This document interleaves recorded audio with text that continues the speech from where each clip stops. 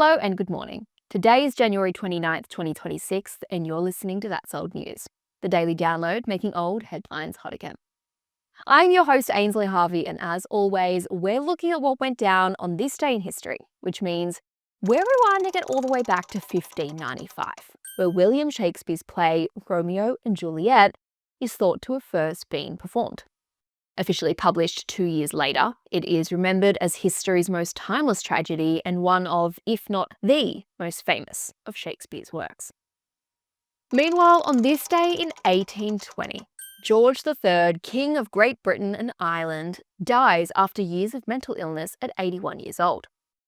This, of course, is the King George III from Hamilton and King George III from Bridgerton's Queen Charlotte, who suffered from mental illness, leading his son, George IV, to rule as his regent for the last 9 years of his reign. Today, we're staying pretty firmly fixed in the 19th century, with this day in 1839 seeing English naturalist Charles Darwin marry Emma Wedgwood.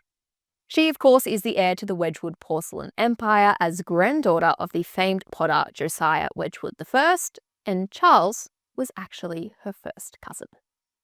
They married after his 5-year voyage around the world documenting species, had 10 children, and despite their differences in belief over science and religion, lived a happy life. Moving up to some birthdays, we have this day in 1843 seeing William McKinley, 25th US President, born in Ohio, and up to this day in 1874, where John D. Rockefeller, the richest man of the Gilded Age, is born in Cleveland, Ohio. Meanwhile, this is the day in 1886 that Carl Benz patents the world's first automobile with an internal combustion engine. The Benz patent motor wagon signaled the birth of the modern car, beginning the era of personal motorized transportation. Today is also an important day in US history, with January 29th, 1907 seeing Republican Charles Curtis of Kansas become the first Native American US Senator. He made history as the 31st Vice President of the US, serving under Herbert Hoover, and was a proud member of the Kaw Nation, spending time on the Kaw Reservation throughout his early life. Next, we have one of the most famous events in all of Hollywood history, for today is the day in 1951 when Elizabeth Taylor has her first divorce from American hotel heir Conrad Hilton Jr.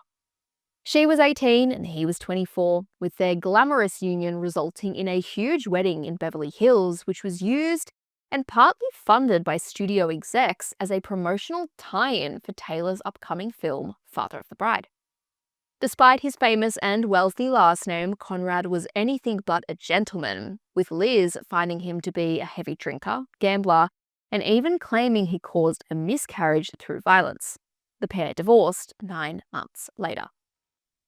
And lastly, happy 71st birthday to Oprah Winfrey, who was born on this day in 1954.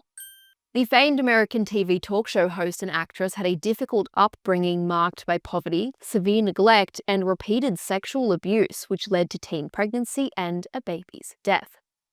Her life improved dramatically after moving to Nashville with her father, Vernon, encouraging her academic and public speaking talents, setting her on the path to broadcasting, which made her a multi-millionaire.